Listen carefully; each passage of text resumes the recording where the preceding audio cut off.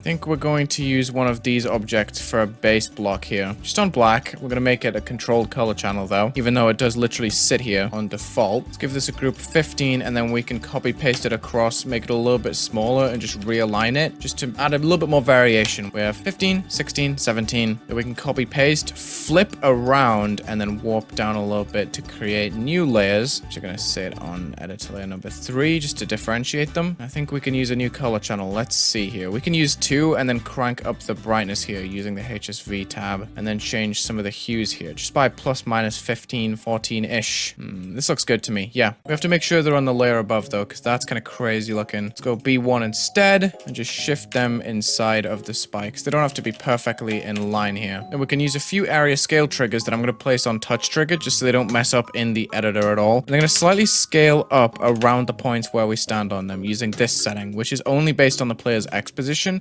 not their height. Let's make it a decent length here. It's kind of cool. I like these numbers being 120 and 1.20. Starting with group number 15, centered on the player. Awesome. So now when we go through, you can barely see it, but some of these objects on the left are kind of scaling up as we go past. Yeah. Gonna make a few of these. The next one's gonna be for number 16, which is gonna go a little bit smaller, I think, or maybe a bit bigger. Don't know. We gotta figure it out. The next layer up can go a little bit bigger too. 1.4 seems like a big amount, but we'll see. We're just gonna link them together in sets of their own like this. Just using these objects on some of the edges. If I just set these objects to be invisible, we can have a look and see how that scale is affecting them. So they're kind of just scaling a little bit differently to one another. I think this gives pretty decent contrast to the background, not gonna lie. I really like the black base. Yeah, we have a decent base for the blocks here. This is really visible, and it's a good start.